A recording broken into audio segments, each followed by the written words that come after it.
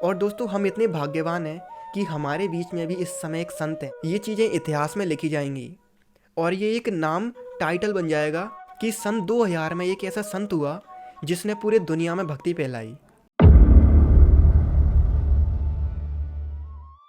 नमस्कार दोस्तों जैसे कि कहा जाता है कि जब इंसान पर कोई चीज़ होती है तो वो उसकी कदर नहीं कर पाता, लेकिन जब इंसान पर कोई चीज़ नहीं होती तो सोचता है कि वो मिल जाए जिससे उसकी कदर कर सके।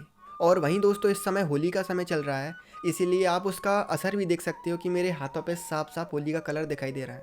होली के इस पावन अवसर पर दोस्तों आज हम एक ऐसे टॉपिक पर बात करने वाले हैं जो कि दोस्तों हम सभी के लिए ज़रूरी है। क्योंकि दोस्तों आप ये लेके चलिए कि आज का पल आपका एक ऐसा पल होगा जो कि आपको सालों सालों तक याद रहेगा। दोस्तों हम सभी का जीवन एक रेलगाड़ी की तरह निकल रहा है। जैसे रेलें केवल स्टेशन पर ही दिखाई देती हैं, उसी तरह दोस्तों हमारे जीवन में भी कुछ ऐसे पल आते हैं जिन्हें हम ठहर कर देख सकते हैं और वो पल हमेशा हमेशा याद रह जाते हैं। इसीलिए मेरा आप सभी से निवेदन है कि आज की आप इस वीडियो को केवल और केवल आखिरी तक देखना नहीं, इसे समझने की भी कोशिश करना, क्योंकि दोस्तों आज हम एक बहुत ही अच्छे टॉपिक पर चर्चा करने वाले हैं जो कि शायद हमारे लाइफ का हिस्सा बन जाए। तो चलिए दोस्तों इस वीडियो को आगे बढ़ाते हैं। दोस्तों जैसा कि आप सभी जानते हो कि हमारा भारत देश संत प्रधान देश रहा है।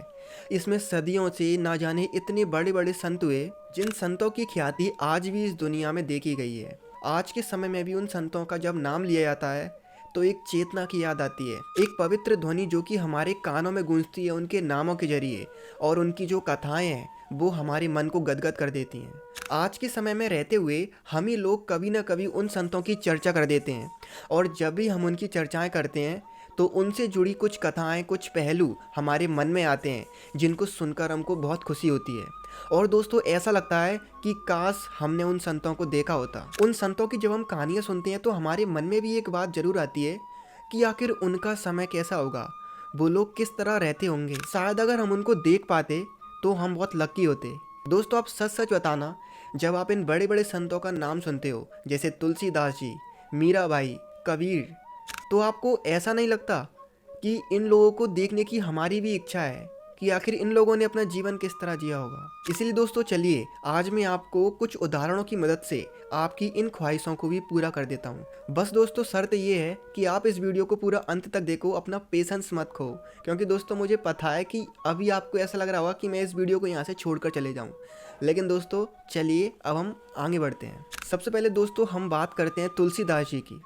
अब मैं आपसे पहले एक बात कहता हूँ कि आप अपने मन में एक इमेजिनेशन बनाइए कि जो जो मैं बोलता जा रहा हूँ उसको आप महसूस कर रहे हो। दोस्तों तुलसीदास जी के बारे में तो हम सभी ने जाना है, जो कि एक ऐसे संत थे जिनका जन्म एक ऐसे काल में हुआ था जिस काल को एक अशुभ नक्षत्र माना गया था।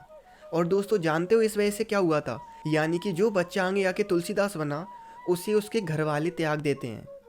जिसके बाद दोस्तों समय के साथ भगवान राम की कृपा हुई और वो बालक अध्ययन करते करते आगे जाके राम जी का सबसे बड़ा भक्त बना। लेकिन दोस्तों मेन बात तो ये है कि उनके जीवन की एक बहुत ही अच्छी घटना है। क्या दोस्तों आप सभी जानते हो कि तुलसीदास जी ने अपनी आंखों से हनुमान जी के भी दर्शन किए थे और हनुमान जी के द्वारा उनको राम जी के भी दर्शन हुए थे। इस कहानी को मैं आपको शॉर्ट में बताता हूँ। एक बार क्या होता है, एक प्रेत था जो कि तुलसीदास जी की भक्ति के कारण उनसे किसी कारण प्रसन्न हो गया था। अब दोस्तों उस प्रेत ने तुलसीदास जी को हनुमान जी का पता बताया, जिसके बाद तुलसीदास जी ने हनुमान जी को खोजा और तुलसीदास जी ने फिर हनुमान जी से भगवान राम का पता पूछा।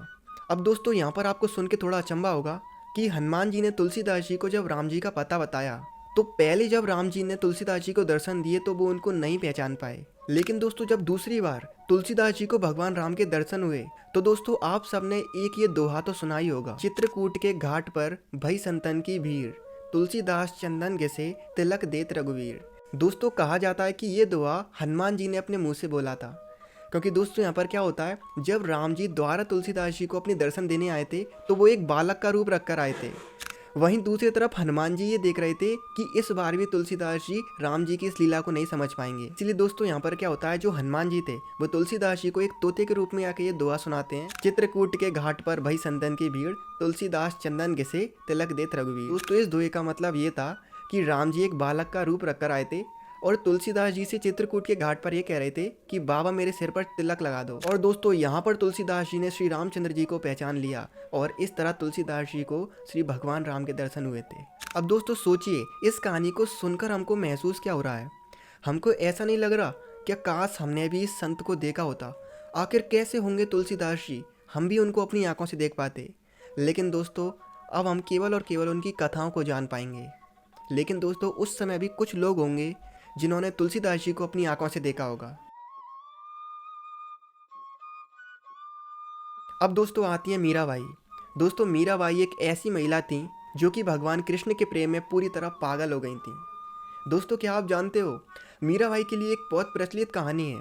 कहा जाता है कि जहाँ भी भगवान कृष्ण की मूर्ति मिलती थी, वहाँ पर मीराबाई भगवान कृष्ण की मूर्ति के सामने नाचने लगती थी। और वहाँ पर जितने भी भक्त खड़े रहते थे, वो सभी भक्त उनको देखकर बड़े अचंभित हो जाते थे। वो केवल और केवल भगवान के धुन में मगन रहती थी। अब दोस्तों, उनकी कहानी तो हर किसी ने सुनी है कि वो एक राज परिवार से बिलोंग करती थी, जिस वजह से उनके परिवार वालों को ये सब चीज़ पसंद नहीं आई। उन्होंने मीराबाई को मरवाने के लिए पता नहीं क्या क्या किया। अब दोस्तों, सबसे प्रचलित कहानियाँ जो हमने सुनी है, यानी कि मीराबाई को उनके घर वालों ने विष का एक प्याला भेजा था, लेकिन वो उस विष के प्याले को पी गई, उनको कोई असर नहीं हुआ। फिर एक और बार उनको मारने का प्रयास किया गया। इसमें उनको एक टोकरी भेजी गई और उनसे कहा गया था कि इस टोकरी में सोने के आभूषण हैं, लेकिन उस टोकरी में सांप था। लेकिन वो मीराबाई जो कि भगवान के धुन में मगन थी, जो कि भगवान के प्रेम में मगन थी, उस मीराबाई ने जब उस टोकरी को खोल के देखा तो उसमें सच में सोने के आभूषण थे। दोस्तों, इन कहानियों को सुनकर मन पूरी तरह से अचंभित हो जाता है। क्या ऐसी घटना भी कभी हुई होंगी? लेकिन दोस्तों, ये बातें बिल्कुल और बिल्कुल सत्य हैं। सोचिए दोस्तों, जिन लोगों ने ये घटना अपनी आंखों से देखी होंगी, वो लोग कितने भाग्यशाली होंगे। लेकिन ये घटनाएं आज हमारे लिए केवल कथाएं और कहानी रह गई हैं। अब दोस्तों आते हैं कबीर जी। दोस्तों, कबीर जी को हम कबीर दास के नाम से जानते हैं। दोस्तों, ये भारत देश के एक ऐसे संत रहे जिन्होंने अपने जीवन में कभी पढ़ाई नहीं की, जिसने कभी भी किताबों को उठाकर नहीं देखा। लेकिन दोस्तों, ये अनपढ़ केवल और केवल इस बाहरी पढ़ाई से थे जो कि इस दुनिया में पढ़ाई जाती है। लेकिन दोस्तों, इनसे बड़ा संत शायद आज तक कोई पैदा नहीं हुआ। दोस्तों, ये इंसान एक इतना विजनरी इंसान था, एक इतना बुद्धिमान इंसान था, जो अपने बुद्धिमानी से ऐसा भक्त बना कि इनसे बड़ा कोई दूसरा भक्त उस समय में पैदा ही नहीं हुआ। इन्होंने अध्यात्म और भक्ति का जितना भी ज्ञान लिया, वो सभी इनने संतों की वाणियों को सुनकर ग्रहण किया।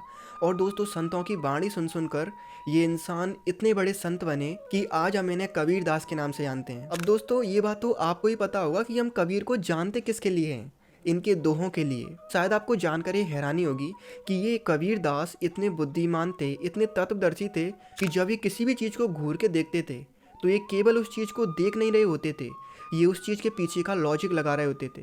दोस्तों, आपने ये वाला दोहा तो सुना ही होगा, बड़े हुए तो क्या हुआ जैसे पेड़ खजूर, पंछी को छाया नहीं फल लागे अति दूर। अब सोचिए दोस्तों, एक पेड़ के नीचे खड़े होकर उस पेड़ की पूरी काबिलियत बता दी और साथ ही साथ उस पेड़ से एक ऐसा उदाहरण दे दिया इस दुनिया को जिसको सुनने मात्र से कुछ और सोचने की ज़रूरत नहीं है। दोस्तों, आप खुद ही बताइए, इस दोहे को सुनकर आप क्या महसूस करते हो, आपको क्या समझ आता है? मुझे ये बोलने की ज़रूरत नहीं है। वहीं दोस्तों, कबीर दास जी का एक और फेमस दोहा जो मैं आपको बताना चाहूँ, कबीर दास जी इस दुनिया को संकेत देते हुए कहते हैं कि जाति ना पूछिए साधु की, पूछ लीजिए ज्ञान, मोल करो तलवार का, पड़ी रहने दो म्यान। यानी कि दोस्तों, कबीर दास जी के दोहे ही इतने महान हैं कि इनको वो इंसान सुनने मात्र से उसे कुछ भी और सोचने की ज़रूरत नहीं होती। सोचिए दोस्तों, ये इंसान कितना विजनरी इंसान होगा, कितना तत्वदर्शी इंसान होगा, कितना भक्तिमय इंसान होगा। यानी कि दोस्तों, ये जो बात बोलते थे वो 100% सत्य होती थी। अब सोचिए दोस्तों, काश ऐसे इंसान से हम मिल पाए होते, हम अपने सवालों के इनसे जवाब पूछ पाए होते। सोचिए दोस्तों, अगर हमने अपनी कोई परेशानी का जवाब कबीर दास जी से पूछा होता। तो दोस्तों, ऐसी बातें जब हमारे मन में आती हैं तो हमारे मन में एक इच्छा जरूर होती है कि काश हमने भी उनको देखा होता। वहीं दोस्तों, एक और क्रांतिवीर पैदा होता है जो कि मात्र 30 वर्ष की आयु में अमेरिका के शिकागो शहर में जो विश्व धर्म महासभा होती है उसमें भारत का प्रतिनिधित्व कर रहा है। सोचिए दोस्तों, मात्र 30 साल का लड़का, वो भी शिकागो अमेरिका में, किस चीज़ को रिप्रेजेंट कर रहा है? विश्व धर्म महासभा को। सोचिए दोस्तों, क्या बुद्धिमान इंसान होगा वो। दोस्तों, आप अभी भी नहीं समझे तो मैं बात कर रहा हूँ स्वामी विवेकानंद जी की। दोस्तों, इन लोगों के नाम ही इतने महान हैं कि इनके नामों को सुनकर ही मन में एक इतनी खुशी पैदा होती है कि उसको हम बता नहीं सकते, केवल और केवल महसूस कर सकते हैं। विवेकानंद जी की एक बहुत ही फेमस घटना है, जब वो अमेरिका में थे और कहीं घूमने जा रहे थे, तब कुछ लड़के नदी के किनारे पे बैठकर नदी में किसी चीज़ पर निशाना लगा रहे थे, लेकिन उनमें से किसी का भी निशाना नहीं लग रहा था। कहने के लिए वो सारे लड़के शूटर थे। वहीं विवेकानंद जी ने उनसे ट्राई करने के लिए वो बंदूक ली और उन्होंने बिल्कुल सटीक निशाना लगाया। और जब उन लड़कों ने उनसे पूछा कि आप तो बहुत बड़े शूटर हो, तब विवेकानंद जी बोलते हैं कि मैं ये लाइफ में पहली बार कर रहा हूँ। और वहीं दोस्तों एक और घटना है, जब स्वामी विवेकानंद जी अंग्रेजों के साथ जो ये वाटर शिप होती हैं उनके द्वारा कहीं जा रहे थे, और उस समय वो वहाँ वाटर शिप पर बैठकर न्यूज़पेपर पढ़ रहे थे, और हवा के तेज झोंकों की वजह से वो न्यूज़पेपर समुद्र में उड़कर चले जाता है। उस शिप का जो कैप्टन था अंग्रेज, वो स्वामी विवेकानंद जी पर बहुत गुस्सा होता है। लेकिन सोचो स्वामी विवेकानंद जी क्या कहते हैं कि आप टेंशन मत लो, मैं उस पूरे के पूरे न्यूज़पेपर को आपको लिख कर दे देता हूँ। सोचिए दोस्तों, जब ये घटनाएं रियल में हुई होंगी तो दोस्तों सोच कर देखिए उस इंसान का ऑरा कितना पॉजिटिव होगा, कितना पावरफुल, कितना बुद्धिमान इंसान होगा। काश हम उस इंसान को देख पाते। अब दोस्तों अगर आप अभी तक इस वीडियो को देख रहे हैं तो मैं आपको बहुत बहुत धन्यवाद देना चाहता हूँ, क्योंकि दोस्तों अब मैं उस मेन पॉइंट पे आता हूँ जो कि मैं आपको बताना चाहता था। और दोस्तों सच मानिए ये बात आपके जानने के लिए बहुत ज़रूरी है। दोस्तों ये बात आपको सालों सालों तक याद रहेगी। दोस्तों जब से वीडियो स्टार्ट हुई है मैं एक शब्द बार बार बोल रहा हूँ, काश हमने उस संत को देखा होता, काश हमने उस व्यक्ति को देखा होता। दोस्तों मैं ये सब इसलिए बोल रहा था क्योंकि दोस्तों इस समय में मैं और आप सभी इस दुनिया में रह रहे हैं। हम इस समय प्रेजेंट हैं, हम इस समय जिंदा हैं। और दोस्तों हम इतने भाग्यवान हैं कि हमारे बीच में भी इस समय एक संत हैं, और उनका नाम है प्रेमानंद जी महाराज। दोस्तों शायद हम सब ने कोई अच्छे कर्म किए होंगे, इस वजह से इस समय हम जिंदा हैं, इस टाइम में हम आज जी रहे हैं, जिस समय में एक संत जिसकी ख्याति पूरे दुनिया में फैल रही है। दोस्तों आप सोचकर देखिए, आज से 100 साल आप पीछे जाइए, किसी भी एक ऐसे संत का जिक्र नहीं हुआ जिस संत को देख के लोगों के मन में भक्ति जग रही हो, जो कि खुद को पूरी तरह से समर्पण करके इस दुनिया के लोगों के लिए जी रहा है। और केवल किसके लिए? जिससे वो भगवान का प्रचार कर सके। दोस्तों आप मेरी बात को आज गांठ बांध लीजिए। दोस्तों मैं लिखकर कह देता हूँ कि हम सभी के बीच में आज प्रेमानंद महाराज जी हैं। लेकिन दोस्तों इस बात को कोई भी सोच नहीं रहा, कोई भी महसूस नहीं कर रहा। लेकिन दोस्तों आज से 50-60 साल बाद ये चीज़ें इतिहास में लिखी जाएंगी, और ये एक नाम टाइटल बन जाएगा कि सन 2000 में एक ऐसा संत हुआ जिसने पूरे दुनिया में भक्ति फैलाई। लेकिन दोस्तों आने वाले लोगों के लिए सबसे बड़ी बात ये होगी कि उन सभी लोगों को प्रेमानंद महाराज जी के दर्शन हो पाएंगे, क्योंकि आज सोशल मीडिया है। दोस्तों आप खुद ही बताइए, हम देख नहीं पा रहे, लेकिन इसका मतलब ये थोड़ी ना है कि चमत्कार नहीं हो रहे। वृंदावन में जो NRI कॉलोनी वाले हैं, उन्होंने महाराज जी की जो रात में वो यात्रा करते हैं, उस यात्रा को बंद कराने के लिए क्या क्या नहीं किया। लेकिन फिर कुछ दिनों बाद वो लोग खुद आकर बोल रहे हैं कि महाराज जी हमसे गलती हो गई, आप अपनी यात्रा को दोबारा शुरू कीजिए। दोस्तों क्या आपको पता है, एक बार तुलसीदास जी के समय में अकबर ने तुलसीदास जी को काल कोठरी में डाल दिया था। वहाँ पर हनुमान जी की कृपा से इतने बंदर आए थे कि अकबर को तुलसीदास जी को जेल से बाहर निकालना पड़ा। तो दोस्तों कहीं आपको ये चीज़ें सिमिलर नहीं दिखाई दे रही? क्या आपको महसूस नहीं हो रहा कि आज भी ये चमत्कार हो रहे हैं? दोस्तों किस तरह से लोग रोते हुए आ रहे हैं। दोस्तों अभी तक इस दुनिया में क्या हो रहा था, लोग परेशान होकर टूना टोटका में पड़े हुए थे, लेकिन उसके बाद उनको कोई फ़ायदा नहीं मिल रहा था। लेकिन दोस्तों आज हर तरह के लोग रोते हुए प्रेमानंद जी महाराज के पास आते हैं, और उनको इमीडिएटली उनकी परेशानी का सॉल्यूशन मिलता है।